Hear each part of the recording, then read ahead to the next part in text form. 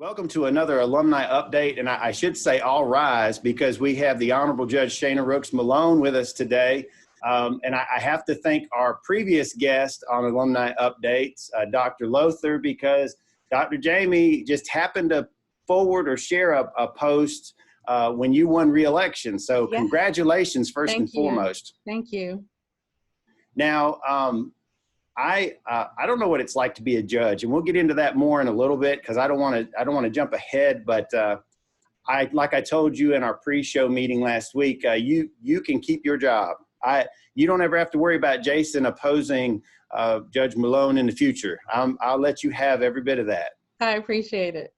All right. Well, I don't know how somebody decides and has the epiphany that I want to be a judge. I don't know that. So I want to take us all the way back to your early years at Dublin City Schools. When you were a little kid, what were the things that were interesting to you? Well, I recall being very outgoing, involved in activities in Dublin. I was in leadership positions. I was the president of a number of organizations while in high school. But my dad said to me, if you're interested, I thought I was going to be interested in medicine. He said, well, if you're interested in that, go read some books about it. And I knew that I didn't want to be in the vicinity of blood. So that was going to be out. I didn't want to do that. And then there was an event that happened maybe in the 80s. We had the KKK that came to Dublin. My brother, I believe, was in high school. So I was a young girl. And my mom was telling me, you can't play outside because this is happening. She tried to explain to me what was going on. I felt, oh, well, why can't I go outside? Why can't I do this? So in the pit of my stomach, I felt, well, maybe I could be an advocate. Maybe I could be an advocate for people. And at that time, it was, I may want to be a civil rights lawyer. So I don't know, maybe it was 6, 7, or 8. But if you're able to go back into some archives, it happened while my brother, I believe, was in high school. Oh my gosh. Like I lived in California until 92 is when we moved to Georgia. So like that just completely blows my mind. I've never had anybody talk to me about that. So I appreciate you sharing that because I was not aware of that in Dublin's history. Yeah, I remember it distinctively shaping what I wanted to do and how I wanted to be the voice for people who felt they were voiceless. And so it just kind of helped me know that law was where I wanted to go. I didn't necessarily at the time know that I wanted to be a judge, but I knew I wanted to be in a space where I could shape how people felt about advocacy. So that's how I kind of came down this road of the legal sphere. Talk about those first steps in advocacy, because, sometimes being an advocate doesn't necessarily mean having a JD by your name. Sometimes it just means, there were times when I was in school where, just speaking up on somebody's behalf or joining a club or an organization. What were some of those moments for you in your early years where you were an advocate? Let's see. In high school, I was the president of the Anchor Club. I was in Co-Ed Y. I was an officer in Co-Ed Y. I was the captain of the Color Guard. Wow. I had a number of leadership roles. I was in the Beta Club. I was a senior class officer. So I don't think you could find many people from my class year that would say I wasn't a person who stood up for something or stood up for other people. And it just came natural. I'm the youngest of 5. Wow. So, and then I had my nieces and nephews who were kind of calling me aunt when they were kind of my age. So I kind of felt like I was grown and able to just speak out for other people. So I just think it was innate in me. One of my good friends that lived next door to me when I was little, his name was Robbie, and he was in a similar situation where he had aunts and uncles that some were a little bit older, or he had nieces and nephews who were older than him. And as a, 4 and 5 year old boy, that just completely blew my mind. I was like, dude, what?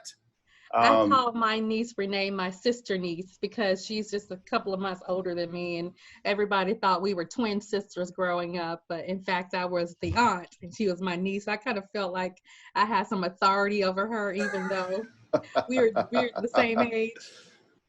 I'm gonna tell you. Well, I have 8 kids at my house, and every one of them thinks they're a boss, top to bottom. At some point, I have to check every one of them at some point and say, no, you're not mommy or daddy. Yeah, You yeah. don't have a right to tell everyone else what to do. But you talked about Anchor Club, solidarity there. I was a member of Anchor Club as well, and Beta Club in class of '98. Shout out! I always got to throw that out. And I told you last week in our conversation that I've always estimated the class of '98 as one of the best classes of all time, and I know. not just because I graduated with that class. I know that gives me some bias, but you guys, when the more I start seeing out of the class of '93, y'all are bringing it, and it's I don't know, it's caused for me a little trepidation, and Yeah. I'm not being as loud about the class of '98 because y'all have done some awesome stuff. Yeah, I have some amazing classmates from the class of 1993. Well, obviously, we think that you're pretty awesome. That's why we've reached out to you today for this show. And, in high school, who were some of the teachers that helped to pour into you and helped encourage that advocacy? Oh my goodness. So I love Martha Mincy. She was my English teacher, and because of Martha Mincy, I wanted to be in the same sorority that she was in. So I Oh, pledged wow. Alpha Kappa Alpha when I got to Spelman. And Martha Green, let me tell you about Martha Green. Through my course with her, I think it was a speech course, she allowed me to just be an advocate. So I remember her taking me down to Macon to Channel 13 News so that I could be on the TV talking to everybody about voting and encouraging kids when they turn 18 Wow. years of age. I wasn't 18, I think I was 16, 17 years of age, and encouraging people to get out to vote as youngsters. That's what they needed to do. So I remember having her backing and support in doing that. I also love my geometry teacher, Miss Walker. Oh, Miss Gwen, yes. Yes, she was awesome. She was awesome. And then Mr. Woodard was my Algebra 2 teacher. So just different aspects of what they poured into me. They didn't take any kind of mess from us. They wanted excellence. They were not taking excuses. I pushed myself. I knew what it took to be an honor graduate. And I just hunkered down. But I would say that those 4 teachers were really instrumental in kind of shaping who I was. You picked four of the best, and I had many of those. Miss Martha Green's speech class is one of the reasons that I feel comfortable speaking in public. And being a public relations director, you have to speak in public Yeah, regularly. yeah, And she taught me to avoid saying She yeah. taught me to not fidget. She taught me to keep my feet together. And probably one of the biggest things for me was the etiquette dinner that we got to have toward the end of the year. She set up things to where you had like a 7-course meal, and we were taught how to function in that setting. And, obviously we enjoyed getting free food, and Dr. Caruth's wife, she played the piano. So it was like a fancy setting at one of my friends' homes. And I didn't realize it at the time how much I would value and use that experience. Yeah, I showed my son last year. He won a trip to Washington, D.C., and it was a semi-formal dinner. And so he's looking at all the forks, and I'm telling him what they're for. I'm telling him how to drape his napkin and that's a testament to Miss Martha.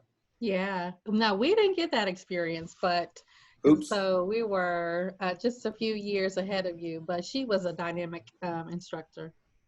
Yeah, and you talked about Mr. Woodard. He left and I think went out to the county. I actually got to be close friends with his brother, but he's one of the best math teachers I've ever heard of. Yes. But just all of those people, it's funny, Miss Walker, I still love me some Miss Walker. She was my geometry, algebra 2, and she may have been a trig teacher for me. I had her several years. She's still one of my favorite people because she was never afraid to give a 0. And she would tell you. She would. Yes. She would. She made you earn your A. You had Uh-huh. to. I remember one day some kids were acting the fool. She goes, I can just open the book and put a 0 in a lot quicker than I have to grade your stuff. So if you want to keep on acting up, it'll just make my life easier. Yeah, she was and so when you finished in 93, were you already on a trajectory for law, or were you still trying to feel some things out? No, I knew it. I knew exactly what I wanted to do. I majored in political science because I thought that's what I really had to do to get into law. It was in political science that I started to understand policymaking and how policies shape what happens in this country, policies and laws. So I was very happy that I decided to major in political science at Spelman College. While at Spelman, I was also a student leader. I was my senior class president, which was a big deal at Spelman. So I think the Lord just kind of put things in my path to allow me to be where I am today. That's just phenomenal. And so when you finish with all of your schooling, what's the next step after that? Where did you go from there? From Spelman, I went to Tulane University. So while I wanted to do some civil rights law, I realized very quickly in law school and in college that wasn't going to pay the bills. So I thought, well, maybe I'll do sports law. And so Tulane University at the time was the only law school that I knew had a sports law program. And I thought I'll be an agent because I was a I was a student athlete. I wasn't the best student athlete at Dublin High, but I did play softball and basketball. So I thought maybe I'll be an agent. So I went to Tulane for that purpose. It was there that during those courses that we were required to take that I had a love for employment law. So when I started working in employment law and civil law, I joined the civil law clinic and started to advocate for people in the employment law sphere.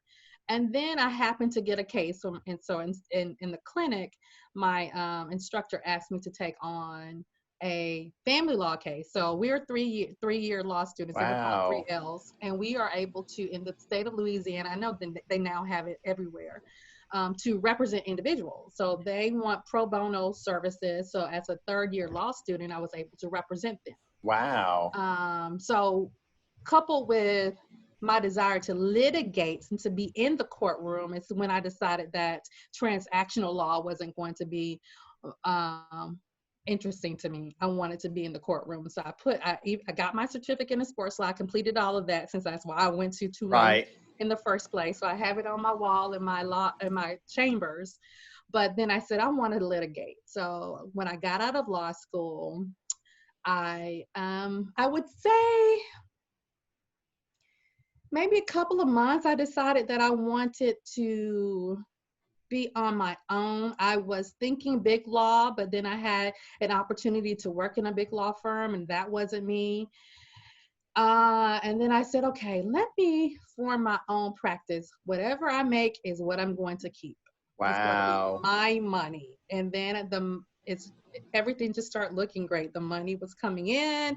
My clients were satisfied with my work. Wow. I'm a competitor. So I took that into the sphere of advocating for others. So I wanted to always win. I wanted to always be the best. I wanted people to leave my service and say to other people, you need to hire her because she's so good.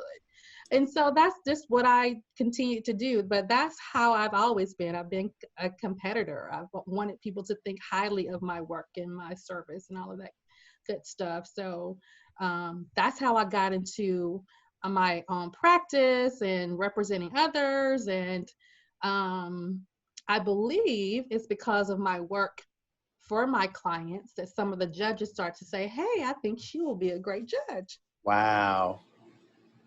That's always so awesome to me that you know, the fellowship that can come and the kindredness. And then when you have those people that are seeing something in you that maybe at the moment you don't see in yourself, and being willing to communicate that to you, you know, because it's one thing for me to say, hey, you know, Judge Malone will make a great judge, but it's another to take the moment to actually call somebody or to pull someone aside and say, hey, you know, I think you might want to consider this. You know, I know that has to mean a lot to you, especially looking back now at how your career and your life has transitioned. It did, because at the time I was a commissioner. So we talk about policymaking when I, where are we, 2020 to 2012 perhaps, I was a very vocal person. My mom would always say, don't complain about the situation unless you're going to be a part of fixing the problem that you're complaining about. So in a county, I didn't really appreciate or didn't support the direction of our county and our county government. We had an incumbent at the time that I had supported, but I thought had lost his way. So I challenged him and I defeated an incumbent to be the Wow. commissioner of a particular district. And I love my constituents. I loved representing them. I loved the policy side of what I was doing as a commissioner. And so I didn't want to necessarily leave them, but God had something else for me. And I gotten little birdies telling me, hey, we think you should do this. We think you'll be a That's great so cool. judge. And I would say, judges don't make a lot of money. I'm not, I don't know if I'm ready to give up my law practice to be a judge right now. So it took a minute. It took a minute for me to yield to what I knew God was saying that I needed to do. I always tell people all the time, part of my testimony is, my wife was a registered nurse by trade and she's a stay-at-home mom by choice. And she made a lot more money than I make. And when she was called to be a stay-at-home mom, the math didn't add up. And we just had to give it all up to God. And to his credit, we haven't skipped a beat. We had to make some changes in our lifestyle, Exactly. but it's not anything that I would say, well, I miss going to Macon every weekend, or I miss, spending $100 on eating out every other day. No, I'm blessed. And so I imagine for you too, that, you sound very passionate about where you are now. I am. It is a godsend. This is my dream job. You ever had a something to happen to you didn't realize that's really what you wanted? So that's where I am now. I am so blessed to be going into my second term, having not faced an opponent. Wow.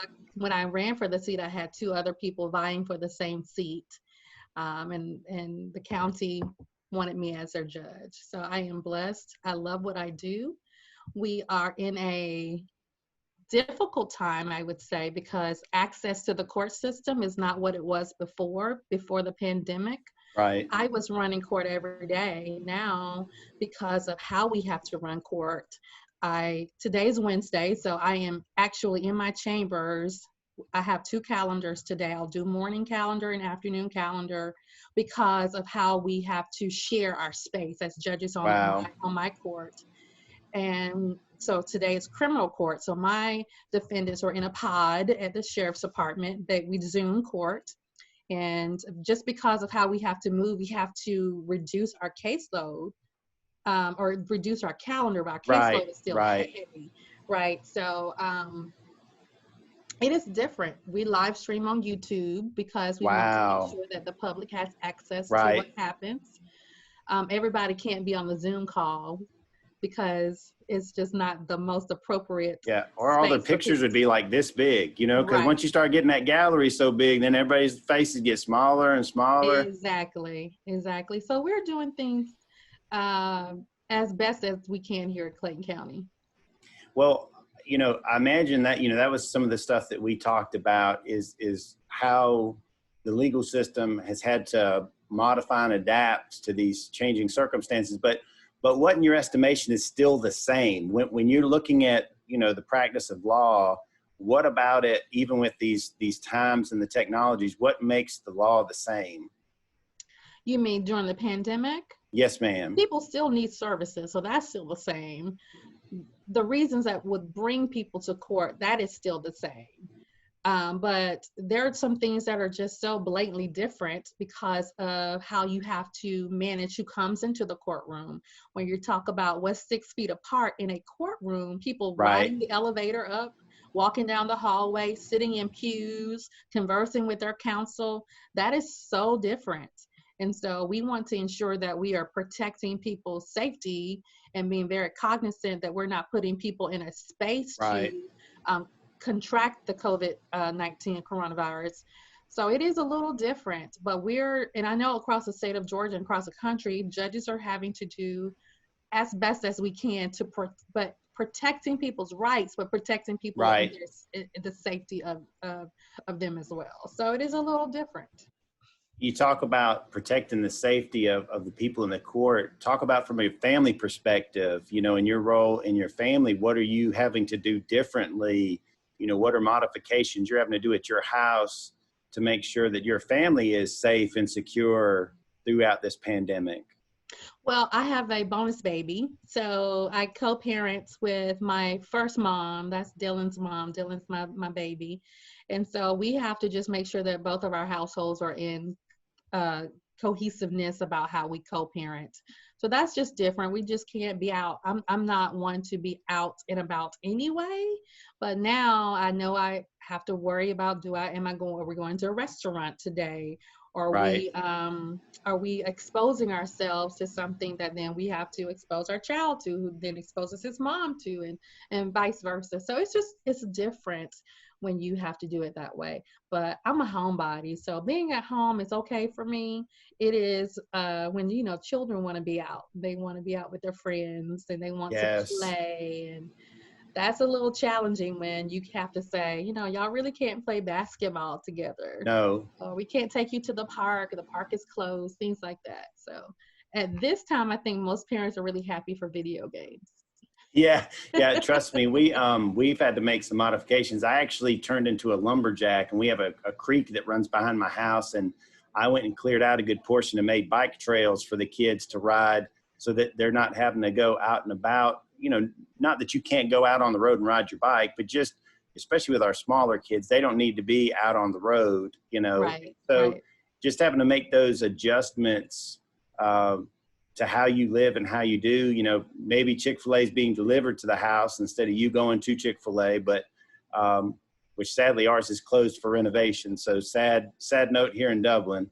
That means the COVID is real, y'all. If It Chick-fil-A is is. closed, it's real. It is. Speaking of pandemic and food, what's been one of your pandemic go-to snacks these days? Oh God. Oh, what's been my pandemic snack? I do love popcorn. I shouldn't be eating it. It's a lot of carbs, but Oh, popcorn is my whatever. favorite snack. You sound like the kid's grandma and my bride, Megan.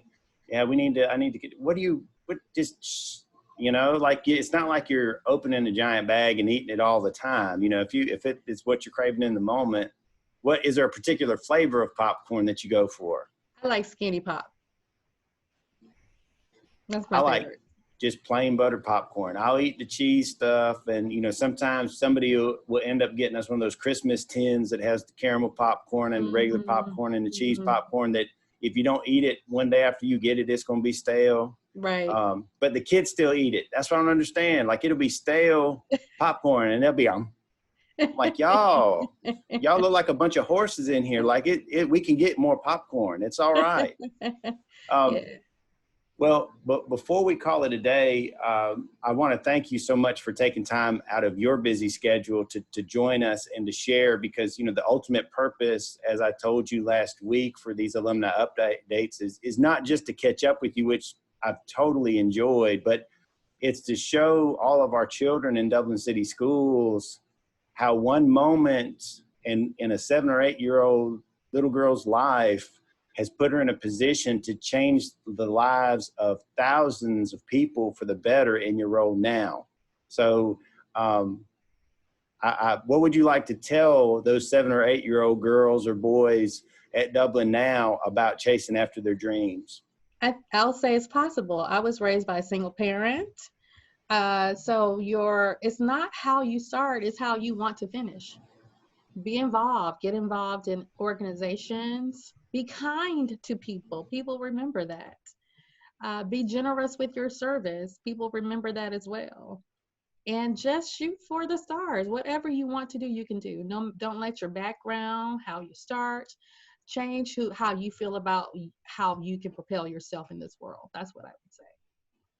Well, I want to thank you, Judge Shana Rooks Malone, for taking time out of your calendars and your lunch schedule. I hope I didn't make you have to eat your lunch super fast, and want to wish you continued success. And please continue to update us with any good news coming down from Atlanta. as a heads up, nowadays people in Dublin, we consider anything above Macon Atlanta. So just so you know, if you happen to move at some point and are living in Forsyth, that is still Atlanta to us. It is still Atlanta. So I'm going to be here in Clayton for a while. They're stuck with me here.